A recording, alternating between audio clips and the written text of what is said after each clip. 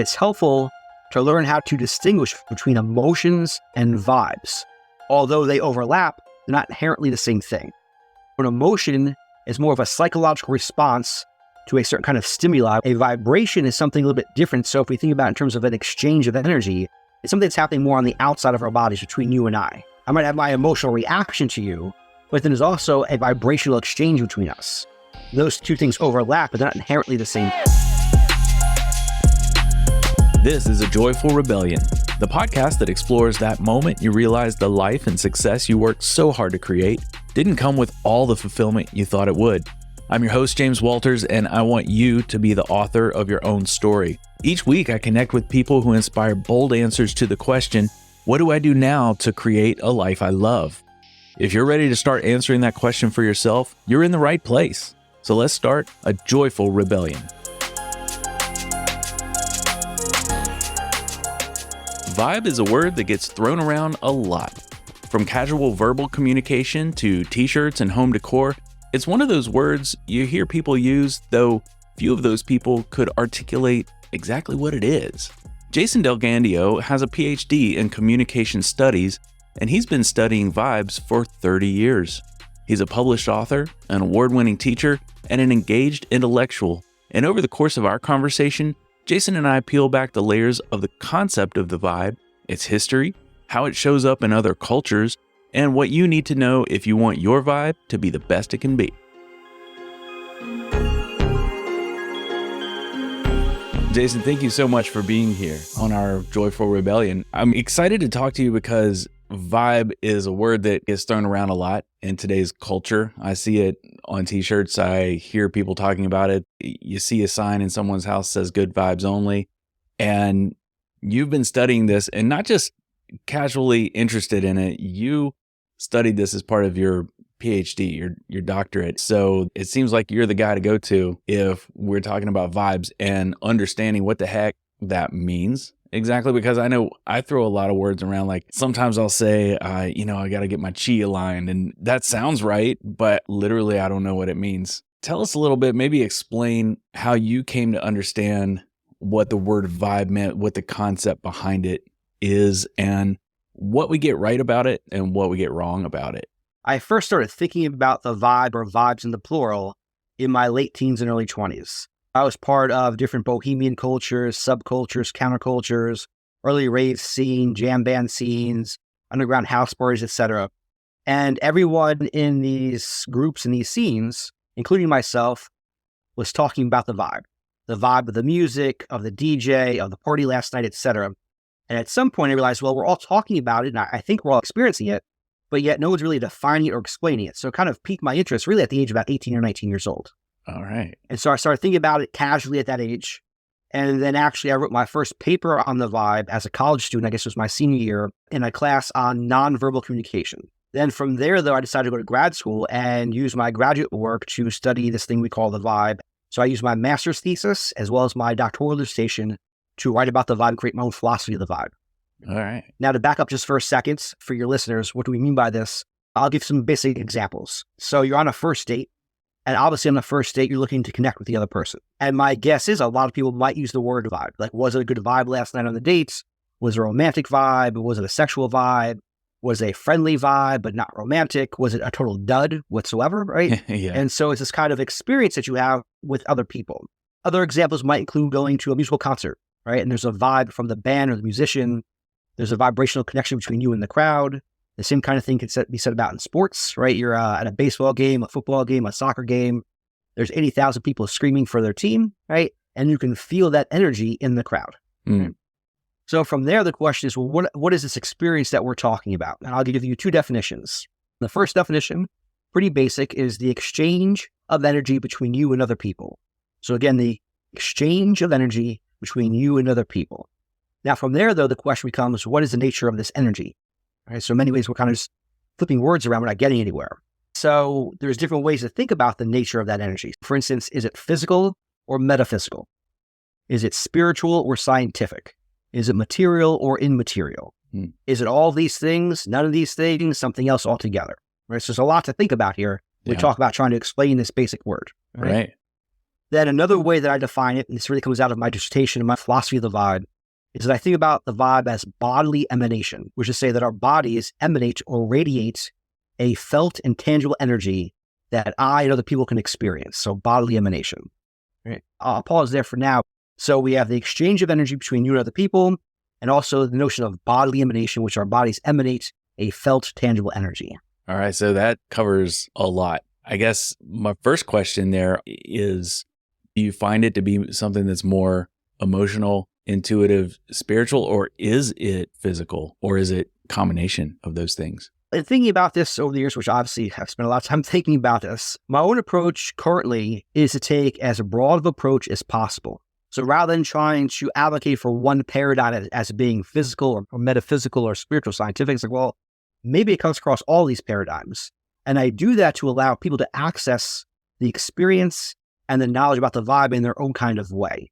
So maybe this thing that we call the vibe, maybe it's used so often and in so many different ways, is because it is elusive. So what exactly is it? And I don't know. Like I don't have the answer. Right? I can theorize about it, I can philosophize about it. And I think there are different kinds of vibes. For instance, if we talk about music and let's say sound, all sound is in fact a physical vibration, right? Yeah. The way that sound works is that you have two objects or two forces that come into contact with each other. They literally make each other vibrate, and that vibrates the air around them. And those air vibrations then enter into our ears, and our brain changes that sound into meaning. That's a physical vibration. Right. Then you talk about emotions. Like, well, when you listen to music, music obviously evokes different kinds of emotions. Right? At the same time, though, one of the things I try to tell people is that it's helpful to learn how to distinguish between emotions and vibes. Although they overlap, they're not inherently the same thing. So an emotion is more of a psychological response to a certain kind of stimuli, whether it's a real stimuli or perceived, and we have an emotional reaction to it. A vibration is something a little bit different. So if we think about it in terms of an exchange of energy, it's something that's happening more on the outside of our bodies between you and I. Right? Okay. I might have my emotional reaction to you, but then there's also a kind of a vibrational exchange between us. Those two things overlap, but they're not inherently the same thing. Got it. That was another thing I was curious about. Is a vibe kind of a situational thing, or do people carry a vibe with them, or are both of those things true? Like the music concert example you gave, the band is kind of setting the situation in the context of whatever kind of vibe it is. And like you said, the type of music, the type of vibrations, and the way people filter those through their own experience can create an emotion. And then whether that's something nostalgic, whether that's something really amped up, or something just completely random for that person if they've never heard the music before. But do people wake up in the morning with their own vibe that they're creating their own circumstance with? I would say yes to all of it, right? Okay. Each person has their own vibe, just like they have their own personality, right? Yeah. I've never met a person that didn't have a certain kind of vibe. And that vibe literally is telling you something about who they are, their background, their identity, and so on. At the same time, each person gives off a different vibe depending on the situation, circumstances, the mood they're in, the phone call they just had, the television show they're just watching, right? So although you have a basic vibe that stays with you, for throughout your day and throughout your life, you can also give off different vibes depending on what's happening around you in the moment. Okay. So is this the same thing? I've watched some YouTube things that some folks who are spiritual and maybe do meditations, that kind of thing. And they're talking about vibrations and they relate them to emotions. And they say like shame, for example, is one of the lowest vibrations leading to depression, and lower your vibration, the closer you are to depression. Then on the other end of the scale, gratitude is one of the higher vibrations, and that will lead to happiness. Do these have anything to do with the vibes you're studying and talking about? Yeah, it's all part of the same conversation. It may not be exactly the same explanation, but it's part of the same orientation. Okay. And I would agree that each emotion brings with it its own kind of vibe. So if you're really happy, you're giving off a happy vibe, obviously. Yeah. If you're really sad or depressed, you're giving off a sad or depressed vibe. And to think about that for a second, if you walk into a room, you walk into a store, you're walking down the street, and someone's just super happy, don't they change you a little bit? Like it's infectious. You can feel it. Yeah. They do. Or if you have a friend who is sad or depressed, and as soon as you walk into the room, you know right away something's wrong. And of course, with this, we have to talk about nonverbal communication, the way they present themselves by others, how do they physically look. But in addition to all of those experiences, there's also this thing that we call the vibe, One of the things I try to do in my own work is that I don't want to conflate all these things into the same category. Because if we do that, like, well, then how do we understand anything, right? So emotion has its place, nonverbal communication has its place, psychology has its place, and of course, this thing that we're calling the vibe also has its place. I don't want to conflate all these things together. Got it. That's important. They overlap. If you think of a multi-sided coin, if that exists, like it's all part of the same coin, just different sides. When it comes to a person's vibe, it could be situational. So if they just got bad news, their vibe is going to be a little bit different. But have you found in your research that people tend to have baseline vibe that maybe goes up and down based on the circumstance, but they come back to that set point? That's a good question. I don't think I've studied exactly the way that you're asking the question, but just here in the moment, I would say yes. There's a baseline to everyone's vibe, right? It's kind of their vibrational signature, their vibrational personality, so to speak. Yeah. And of course, like all aspects of personality, it can be a little bit high, a little bit low, a little off one day, a little energized, a little slow, but there's a baseline there. And you kind of zigzag back and forth within your baseline. Okay. Now, if the question becomes, how might we change our vibe or alter our vibe? Well, all kinds of ways you can do that. It's like, how do you change your personality? How do you change your mindset? How do you change your orientation to the world? And I think that is possible. The basic ways to think about this is, one, be aware of your body. In other words, attend to your body on a regular basis. How am I feeling? Any tension, any happiness, any sadness? Am I holding on to any kind of emotions? What's my body doing right now? Likewise, be aware of your surroundings. In other words, attention of your surroundings. So be aware of your body as well as your surroundings. Then be aware of the vibe that you're giving off, right, on a constant basis. And if you find yourself like, well, I don't really like the vibe I'm giving off on a regular basis, the question is, how do I change that? And that really begins with a shift in mindset. Being aware of my thoughts. Like if I tend to have negative thoughts, how do I have less negative thoughts? If I tend to have depressive thoughts, how do I have less depressive thoughts? Now, having said all of this, I do not believe that it's just mindset. Like if I wish it to happen, it's going to happen. I know it's a big thing in our society, like only good vibes, only happy vibes. Like, well, if that was the case, we'd all be millionaires. Like, how come I don't have $1 million right now? Yeah. That's not how the world works. But there is some control and some self-agency in terms of the vibe we give off, and then, of course, how we live our lives on a daily basis. Have you found this across culture, across time periods? What I mean by that is we know what it means culturally, but have you seen a shift in it as the world has gotten a little bit faster, a lot more connected through the internet? Back in the day where things were simple and people didn't maybe have more than a dozen or so people that they connected with in any given week or month because they were just geographically isolated on a farm or transportation was scarce, whatever the situation was. And now we are so connected. Is it different? It's a great question. And my mind's going a lot of different ways. I mean that in a good way right now. One of the things I'm thinking about relative to your question is whether or not our contemporary society with social media, instant communication, FaceTiming, all those kinds of things produces more awareness of the vibe or less awareness. And in this moment, don't quote me on this, but in this moment, I say it might actually lead to less awareness because we're so overloaded with information. I think the mind starts to shut down. You can't take everything in. So if your mind is boggled down with all the information of the world all the time, you're probably less aware of your body, less aware of your situation and your surroundings and so on. I could be wrong about this. I'm just speculating in this moment. Yeah. At the same time, though, because of our communication technologies nowadays, you have more access to cultures, societies, different ways of living, and that might produce a different kind of awareness of difference of vibes, which could be helpful, right? Like my own little vibe, my own little world is one thing. That does not represent, though, all the vibes of all the other people across the world. That's a different kind of way of thinking about this. I just read something the other day. One of the new words for Gen Z is vibes. And I started laughing. It's like, well, they may be using it, but they didn't create the word. It's not new. It's been around for a long time, right? Yeah. On that note, like the word vibe within the American context has been around for at least 100 years. Okay. I think it's most associated with the hippies from the 1960s for obvious reasons, but you can read the Beats, in other words, the poets from the 50s, they're talking about the vibe. You get references about the vibe in early jazz music, so early part of the 20th century. Over in European countries, the rise of occultism in the late 1800s, they talk about vibrations. Sufi mystics in the early 20th century talked about vibrations, actually using the word vibrations. Then you could trace this back to Qi, the Chinese translation of Qi's energy, going back more than 2,000 years. If you read Taoism, the book of the Way, which is the basic book of Taoism, I don't know if the word is actually mentioned there, vibe or vibration, but they mention Qi and energy. So one could translate that in that kind of way. You have the word prana, which is Sanskrit, going back 3,000 years, which means the vital life force. So as you can see, whatever we call this thing that we're talking about here, it has mutations and examples really throughout human history and across cultures. Interestingly, though, I think most people nowadays, at least within America, when they say the word vibe, they're not talking about all these other examples, which is fine, right? Yeah. A lot of times when they use the word vibe nowadays, it's kind of a throwaway word. Like, I caught a good vibe last night. And that could mean anything from emotion to I had a good time to whatever the case may be. Yeah. Yeah. And that's why I wanted to talk to you, because we need to set this word straight.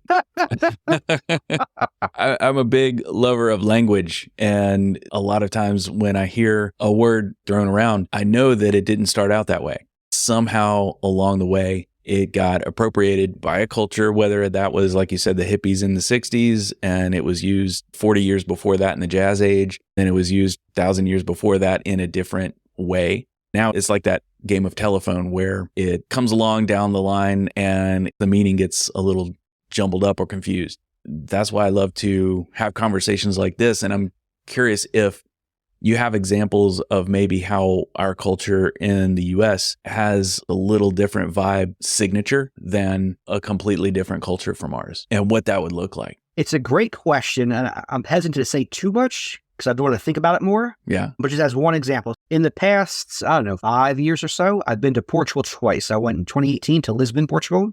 And this past summer, we went to Porto in Portugal. Both times I fell in love with Portugal. I mean, I love the culture. I love the people, love the food, everything about it. I've only heard amazing things. Yeah. If you haven't gone, go. And it's fairly inexpensive. Other than the plane ticket, it's a fairly cheap travel experience. One of the main reasons why I love Portugal is that the pace of life is much slower and much more laid back.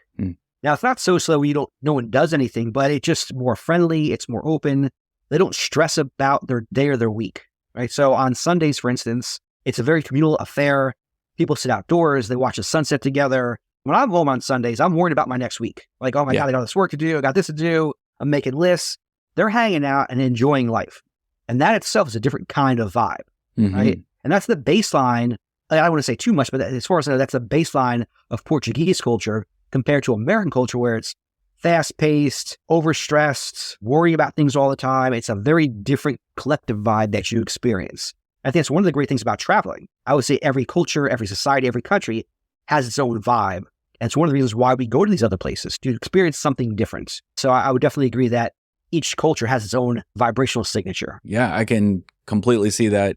Being in European places where life does move a little bit slower, they care about a lot of things, but they're just different things from what we in the US tend to care about. And it's evident in just their architecture and the way they move, carry themselves. And you're right, you can see it. It's all nonverbal communication, but it's not just body language. It's not just things you can see. It's something else that you can't quite put your finger on. And I guess that's where the vibe lives. Totally, yeah. And just on one more note about Portugal, at least in Lisbon where I've been, they will actually use the word vibes in English. And then one of the other words they use, I know this from someone that lives there, the word waves. So when I was talking to this person talking about vibes, they said, well, we use the word vibe, like actually the word in English, but also use the word waves, like waving through space and time. So that's an example where the kind of a transcultural expression of the word vibes. Oh, that's cool. That's really cool. Yeah. Now, when it comes to vibes, where do you think a person's vibe comes from? Is it the way they were raised? Where do they get that vibe? Because you can have a family with a couple of kids. I know my own kids, like they've got way different vibes. One's super social, effervescent and bubbly, and one's like, just go away, just super introverted and completely different vibe. Same family, same parents, all that stuff, same environment they grew up in. So obviously we could also swap out the word personality for everything I just described, but it's not just personality. It's kind of a little extra layer like you've been talking about. So do you have any theories on where that comes from? My first thought is that each of us is attracted to different kinds of vibes, attracted and detracted. So certain vibes we like and gravitate towards, certain vibes we don't like and we kind of move away from. One could assume that process starts really at the time of birth, give or take, right? Like you're born into the world. And if by chance this vibe thing is an actual real thing, and a lot of it works on a subconscious level, a level of being very subtle, then the human body, the human beings are already moving in certain directions without realizing it, right? I move towards this person because they give off a certain kind of vibe. And at the age of 1 year old, I have no idea why, but I'm moving towards this person. Or I'm moving away from that person towards someone else. And this whole process, though, really helps to constitute or shape both the personality, but also the vibration of that person. Hmm. So like I'm taking in a certain vibe and pushing away another kind of vibe. And I think that itself will cultivate a certain kind of vibe that I'm going to give off in future time. That makes sense because it's energy, and energy attracts and energy repels, almost like magnetism. So yeah, that makes a lot of sense. Every time we come up with something else, it sends my brain in 7 different directions. So I'm like, wow, okay, so let's go down the rabbit hole. But you actually help people. In your bio, it said you do workshops. Are you helping people explore the concept of their vibe, or is that more on a different subject matter? All of the above, really. Just like we're doing now, I'm happy to have conversations with anyone about anything relative to the vibe. It's fun for me. Yeah. So yeah, I offer workshops, talks, obviously podcasts, and interviews. I have a couple of self-paced online video lectures people can check out. And it's really about how do you put words to your experience and then turn a feeling into an idea, right? So most of us do talk about the vibe, but we do so in a way that's kind of a throwaway term, right? Yeah. I take it upon myself. It's like, well, how can I help individuals be more articulate about their experience? How can I help them understand their vibrational experience in a deeper way? How do we communicate with the vibe? How do we learn to distinguish between this vibe and that vibe, right? How do we bring those subconscious thoughts and experiences into conscious relief? It sounds like that process would help someone become more aware of how they're showing up in the world. Oh, 100%. Yeah. And that's a huge part of what this podcast is about. The concept behind the podcast is really people who have been going through life, plugging away, doing all the things they were supposed to do to reach some sort of either stability or level in their life. And they've done a good job, but they look around and they're not really stoked about it, right? Mm-hmm. And then they have to decide, okay, what do I do next? What risks do I need to take? What changes do I need to make in my life to have a blast, to enjoy it? And understanding something like your vibe and how you're showing up in the world can be huge, because that can open doors that you never thought would have been possible before. And that's why conversations like this are important for me to have, for people listening to hear, because there might be something we're talking about right now and it sets off a light bulb and they're like, oh yeah, they're talking about vibes and I didn't get it at first, but it's really how I show up in the world, how the energy that I bring either attracts or repels people. And that is pretty awesome. Let's say someone comes to you and they say, Jason, I know I'm not showing up in the world in the way I want to. And people have even given me the feedback. Let's say they are out of a relationship, they're trying to date, and they're just giving off those desperate vibes. I've heard that in one of my previous interviews was with a dating coach, matchmaker, and she was like, yeah, that's the worst thing you can do is kind of give off those desperate vibes or lonely vibes. It just repels people. That makes a lot of sense because no one wants anyone who they think is going to be clingy. So if someone comes to you and says, Jason, I need a vibe upgrade or renovation, you've already talked a little bit about checking in with your body, things like that. But what sort of path would you set them on, or what sort of work would you start doing with them if they needed to just level up? I'll repeat some of what I've already said, as you just mentioned. So one, be more sensitive to your own body.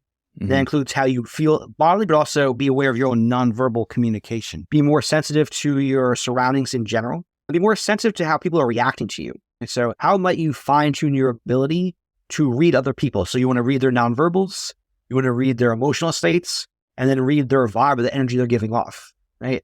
To do there, though, it's like as you're becoming more aware and more sensitive, hopefully you can fine-tune the vibe you're giving off, right? So your vibe is always in relationship to someone else or something else. It's a relational phenomenon.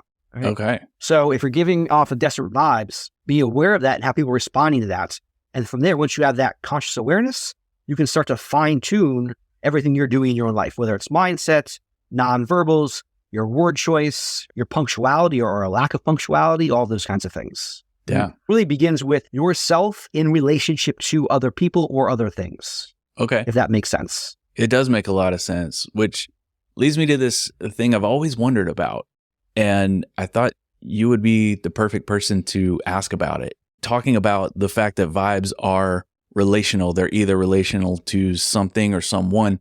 I've had the experience, and this has happened several times in my life, where I share a piece of music that I personally experience as beautiful and deeply soothing to me.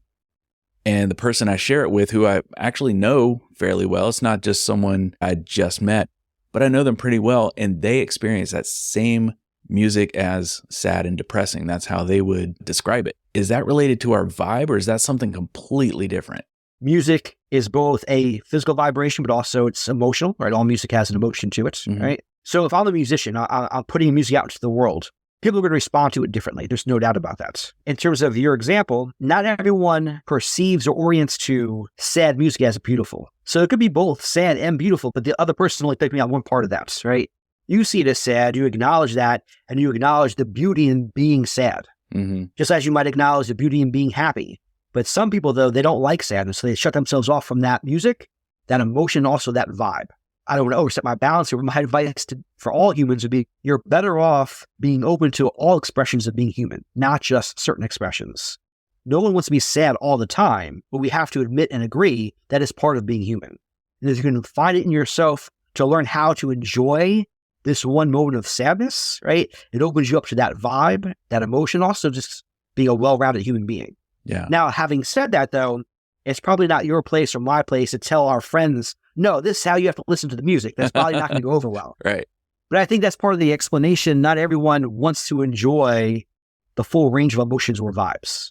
Yeah. Although I think we should. Not everyone's built that way. I've definitely observed that for sure. If someone wants to connect with you, learn more about this, check out some of the other podcasts you've been on, what's the best way for them to connect with you? The first place would go would be to go to my website, which is 20minutevibe.com. Again, 20minutevibe.com. It's a site about educating people about the vibe. So it's vibe-related content for those who are intellectually curious and progressively minded, in the hopes that you'll learn how to think more deeply and to connect more deeply with this thing that we call the vibe. And you've been studying this for 30 years. So you've got depth of knowledge, of research. Where are you going from here? Based on what you've learned, what more are you looking into right now? I'll answer it in two ways. One, I'm trying to get my ideas out there into the world about the vibe in a more public way, which is why I'm doing podcasts. So thank you for having me on your show. I really appreciate it. So how can I share my knowledge about the vibe with a wider audience? Then two, though, in terms of content-wise, I'm really open to everything. And one of the reasons why I want to do these podcasts or other interviews or workshops is that that's how I get ideas, right? So when people ask me questions that I haven't thought about before, it pushes me in new directions. So I really enjoy that. One of the topics I've been thinking about the past couple of weeks that might lead to other things in the future is the vibe and the good life. So the good life is a topic of interest for philosophers, poets, mystics, and sages throughout history, right? And how might the vibe tie into achieving, quote unquote, the good life?